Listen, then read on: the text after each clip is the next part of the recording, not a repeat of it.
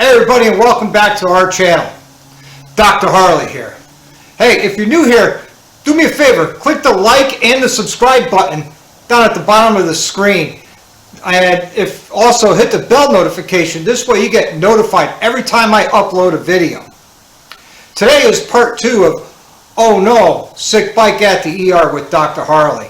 Yep, we got our parts in, we got the 3 sensors in, and we're going to get this taken care of. So the first thing we need to do is remove the fuel tank and also the air cleaner. So without further ado, let's dig right into it. Alright everybody, in order to remove the gas tank, you got to disconnect the fuel line from the fuel tank. And this being fuel injection, I've already depressurized the system. So what you got to do here is just lift up on the collar and that just pops out. With that being said, you got 2 other covers here that have to be removed. And I'll go around on the other side and we'll get those removed for you, and then you can see what's going on. Let me zoom out here so you can see. Alright. It's a little crowded in here today. We're expecting some rain. I don't like putting bikes out in the rain. So here we go. Again, I use my impact gun here for disassembly and reassembly in some parts, but I don't snug it down with this gun because, you know, everything has a torque. So we're going to grab the washer and the lock washer. This is a 1/2 inch nut. This screw down here is a T25. So the first thing you want to lift off is the gauge cluster. And it's not lifting. And we'll find out why in a minute. Give me a second. Maybe it's just stuck. So I got all the screws out.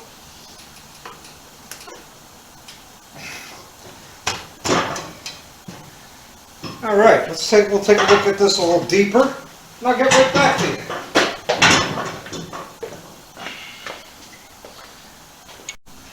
Yep, just as I thought, it's a little stuck. Alright, I got it off. We have one electrical connector here, right here. That is for our fuel tank, for the fuel pressure. We'll remove the vent tube. This I'm just going to lay up out of the way because I don't need to disconnect any more wires from there. This vent tube just twists and pops off.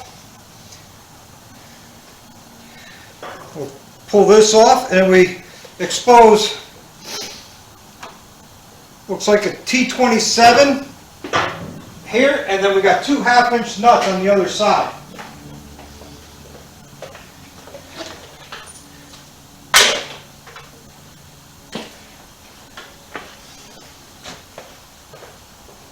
Correction, it's a T40 right there. Let's see, can I get this off without using the wrench? Nope, got to put a socket on it. One of the things I do like to do with little screws like this is I put them right back in the location that they were found.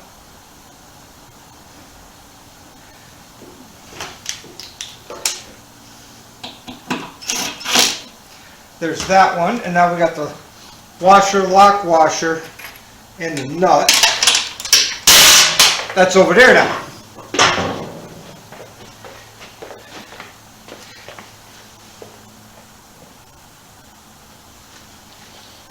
I just removed the stud, just so it doesn't fall off, the way my luck is going today. So let me grab my ratchet. We're going to break torque on this nut here. Now there's also a crossover tube that's in the front of this fuel tank. And now you can see why I use the impact driver as much as I can. 1, it saves time. And 2, it saves my wrist. But it's not really, the 8-volt impact driver is just not strong enough.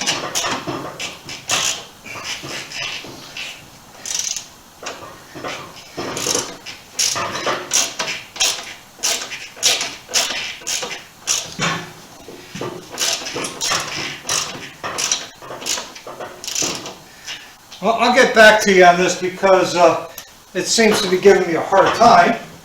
And I'm going to find out why. Alright, we got it up. There's the screw. I'm going to inspect this nut inside the frame to find out what's going on.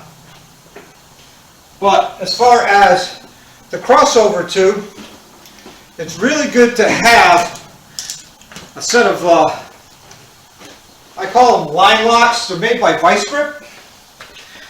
And what's nice about it is they're made for fuel lines, brake lines, all sorts of stuff. Because if you look at the jaws, they're rounded just for that purpose. They're not made for getting any nuts, any bolts, or anything like that. So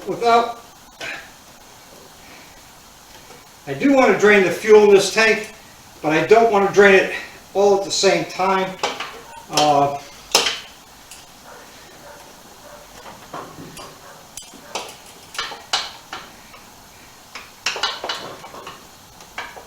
So I will clamp off the fuel line on one side, and then I'm going to remove the factory pinch clamp on the other. So give me a minute and we'll start this tank draining. Okay, how I'm draining this tank is I've got a fuel line running from the bottom of the tank here all the way down into my gas can that I have. I'll show you that right there, and that's going to collect all the fuel that's in this gas tank. I don't want to have a lot of this fuel in there. Again, this is a case of, poor storage. I don't know the state of the fuel. I don't know if it's good fuel. I don't know if it's bad fuel, but I'm not going to do all this work and then run some bad fuel through it that I'm not sure. So I'm just going to drain the tank. This is gas I use for my lawnmower. This is for the snow blowers. And that's it. That's all I use that fuel for. So it's not going to go in any car or anything. Now, the worm clamp, the factory pinch clamp looks like this. Alright, that's what it looks like when you take it off. When you go to put one back on, this is what the new one looks like. You pinch it and it tightens up. And there is a special tool for that. You could use a pair of diagonal cutters if you want. I don't recommend it. Use the proper tool, because not only does it squeeze the two sides together, it also pushes down on the center so you get a good tight fit. And since we're here, I don't know if you could see it or not, but right here is the connection for his fuel gauge on the tank. So I'm just going to disconnect that now while I'm here. And it seems like I've gotten all the fuel, sort of. Nope, still draining. So once that's done, I'm still going to cap off those fuel lines. I do have a short piece of fuel hose with a worm clamp on it. So when I put it on, any fuel that's left over in there will mix with some good fuel and it won't be bad. I took out maybe about 3 gallons. And there goes the air compressor.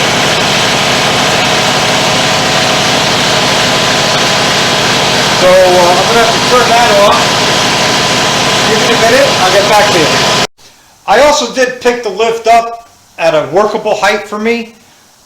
This way I'm not bending over and hurting my back. But I will have to put the lift back down to take the fuel tank off. We're going to have to reposition to the other side of the bike. This way when we go do those sensors, they're all on the other side. But we're working on this side, we're doing what we have to do, and there we go. See you in a minute. Alright, I got everybody on the other side of the bike now. I did take out the bolt that goes across the front. simple 9/16 wrench, 9/16 ratchet. I do have to pinch off this side. I just remembered I didn't do that yet. You will leak some fuel out. It will make a mess, but what you're trying to do is minimize the amount of mess that you make, especially when it comes to fuel. It smells nasty, number one. Number two, by today's standards, it's extremely expensive. I don't know about anybody else, but you know, fuel is definitely not something you waste in today's day and age. So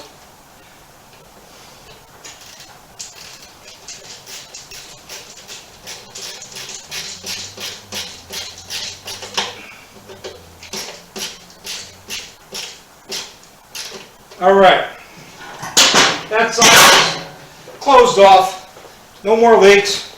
So what we're going to do is we're going to grab the fuel tank by the front and by the back. We're just going to lift up and move the tank away and put it someplace safe so nothing falls on it, nothing hits it, nothing scratches it. Alrighty, now we're going to get into our sensors, and I'll be right back with that. Alright, I got the cover off the air cleaner already. I don't think you need to see it. It's a 5/16 Allen. I use a T-handle for that. These are a T27, these 3 screws. You're going to need that. So just basically take the 3 screws out.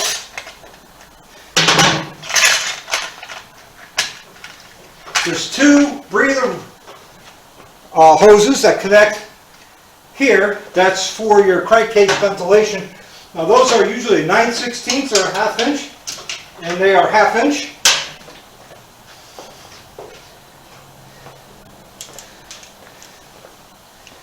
And they're usually torqued down pretty good, so I usually like to hit them with, oh no, not a 1/2 inch, 7/16. Oops.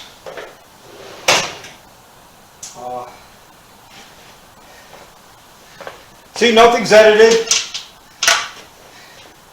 And if you could, use a deep socket, because they have the nipples off the front, for the hose to connect to. And it's your crankcase ventilation. And what that's all about, or what the crankcase ventilation is, as your engine runs, it's going to create a pressure inside the motor. So what you want to do at that point is run your what you call it. You want to have these so that it ventilates the pressure and blow by in your engine and recirculates it back through your throttle body, your carburetor. And here's our sensors that we got. We've got the mass airflow sensor here, and we have our throttle position sensor here. So what we're going to do is we're going to work on replacing those. And first thing you want to do is unplug it.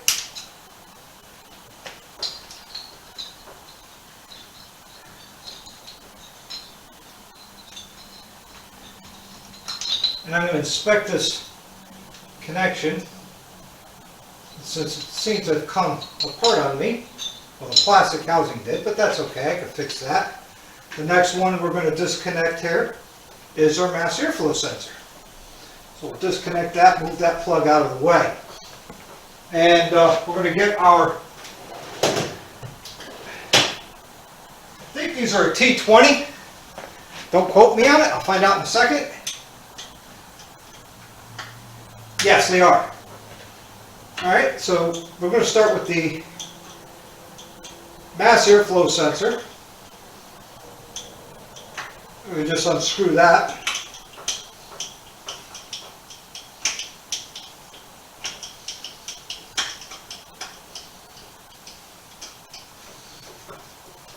Don't lose the screw.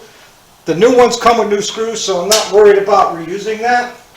but I'm also going to slightly pop this up because there's an O-ring in here that seals it. So we're going to grab our sensor. Nice brand new one from Harley Davidson. And if you're curious what the part number is, it's 27381-6. And this was manufactured on 10/21/21. So October 21st, 2021. Alright. So here's our new screw. Here's our new sensor. Mass airflow sensor. And what this does, it reads airflow and it creates a resistance.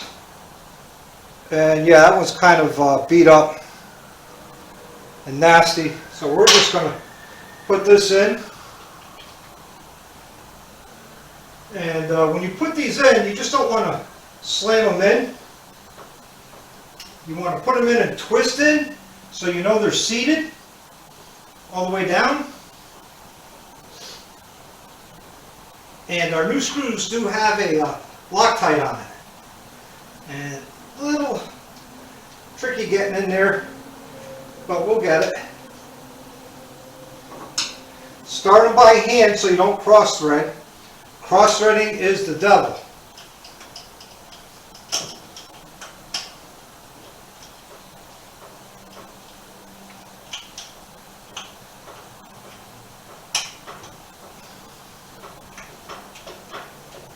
And that one's in. I'm going to plug it right in. Not enough, a lot of room in here to work. So if you have small hands, small fingers, hey, right on, easier for you. Okay, make sure both those ears click. And I'll get back to you. I'm going to take a break. Alright, I got the throttle position sensor out. This is what it looks like. There's actually a half moon in here and two screws that are T20 to remove it. Now, in order to get your T20 wrench in there, you have to remove the throttle body. Or you can do what I do, is I take a T20 from a nut driver and I put it onto the screw and I grab myself a nice little 1/4 inch wrench and I work it out that way. This way you don't have to remove the whole throttle body to get it done. So this new one, the part number is 27659-6. The manufacture date was 11/16/21.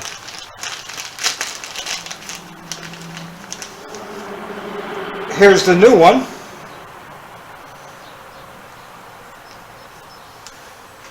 And this just goes on and lines up with the half moon on the throttle body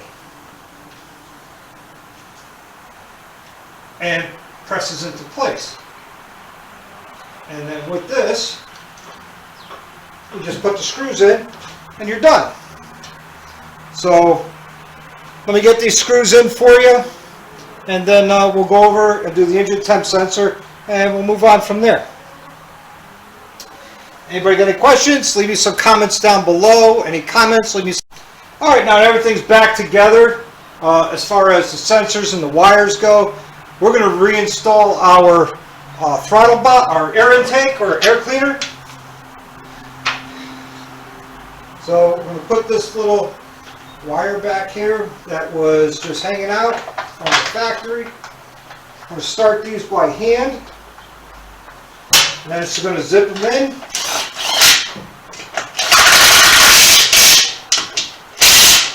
And I'm going to put a wrench on it to make sure they're nice and tight.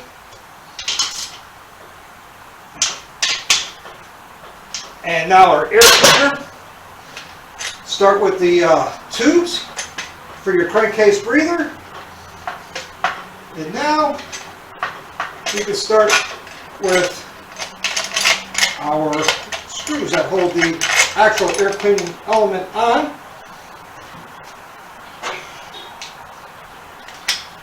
And again, just snugging these up.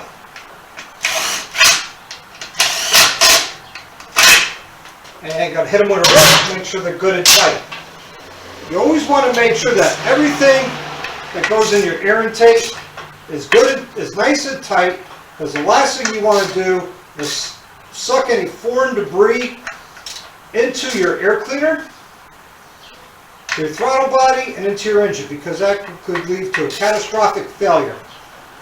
Onto your valve train, onto your heads, your pistons, all of which is not good. Alright, the little rubber gasket here came off. We'll just put that right back on.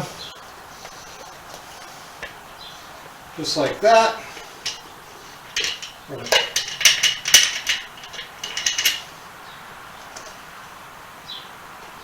Install our air cleaner. Put its retaining, or air cleaner cover I should say, the retaining screw back on.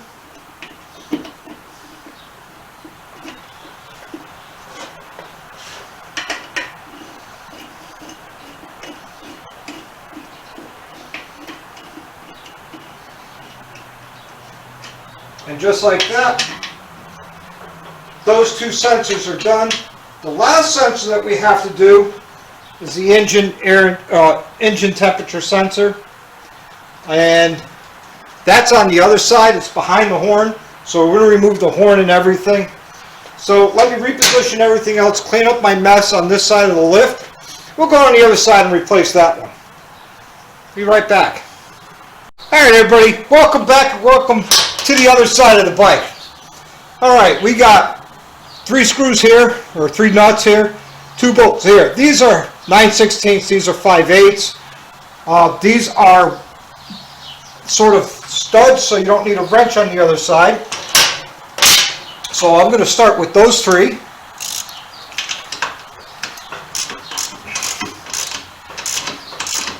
Start removing everything that we can. Again, I'm going to just break them free. I'm going to use my impact gun on them. I'm going to put an extension on it because we're making life a little bit easier. This guy's got some extra wiring here. For what? I don't know, but it's there.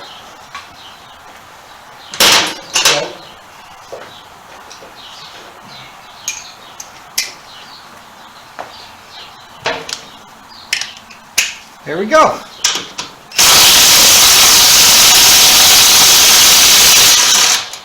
Just saves my wrist a little bit, you know. It's over there now.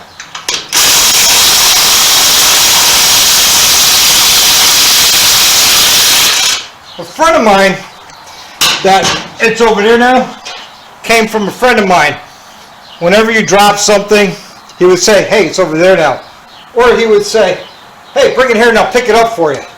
So it's kind of a habit now that I sit there, whenever I drop something, I say, hey, it's over there now. Or pick it up, bring it here, I'll pick it up for you. You know, it's a friend of mine said that. I think it's funny. I stand corrected. These are 9/16, they're not 5/8.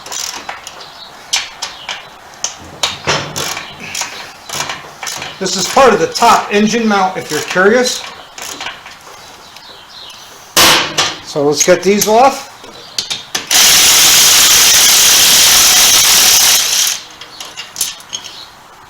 And don't lose those spacers with the bolts because those are important.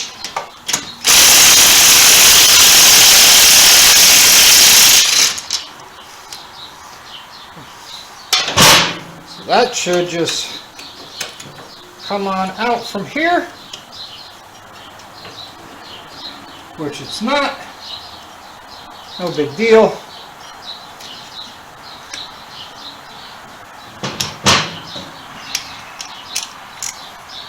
We'll just take off the top mount here, which that one is 5/8.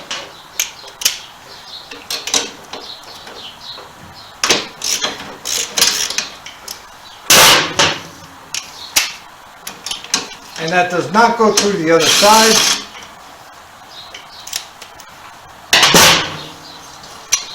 This comes off. There's one wire here for your horn. Just unplug it. I'll move it to the side.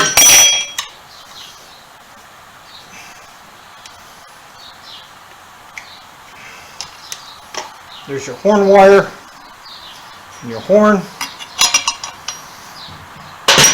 Just set that aside.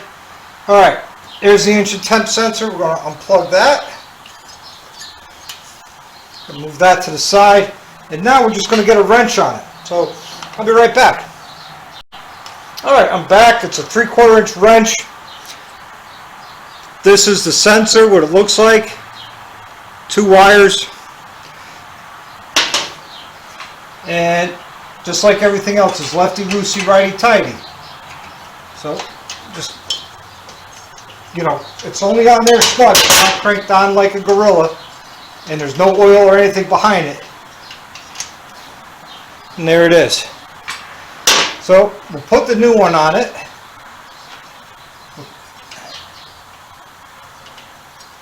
Now you see why I removed the horn and the horn bracket? It just makes it a lot easier to get to this. We'll put the wrench on it and just snug it up. It doesn't have to be gorilla tight. Because it wasn't gorilla tight coming off, it's not going to go gorilla tight going back on.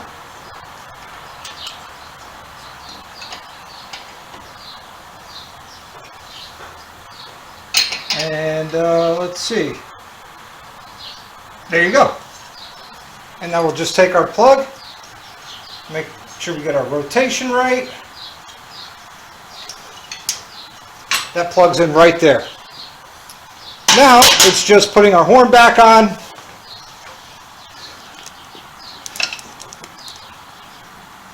With the nuts and bolts and everything with it.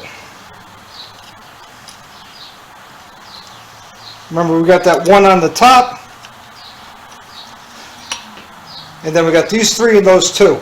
I didn't have to take off these 3, but I always take them off just because, you know, I like to get things out of my way.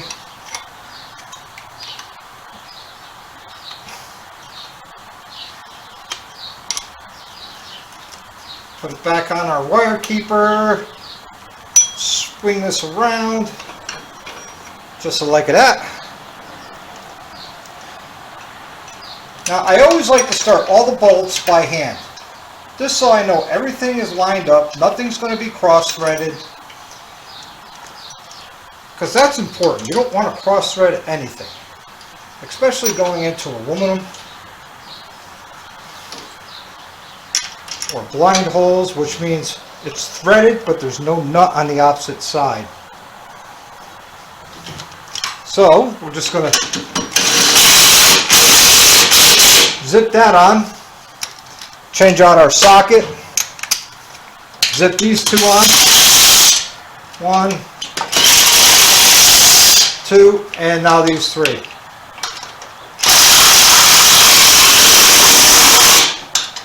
And as always, I'll put a wrench on just to make sure they're tight and not just snug. So here we go. Got the ratchet in the right direction. See, it just moves a little bit. Tight. That's tight. Now these 3, see, look at that. If I just left those and said, they're tight enough, I put them on with the gun. Gun's ready for 100 inch-pounds. It would have been loose.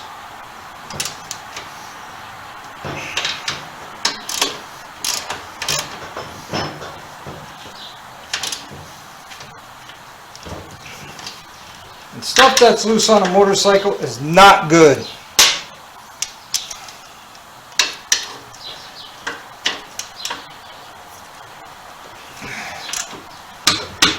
There we go.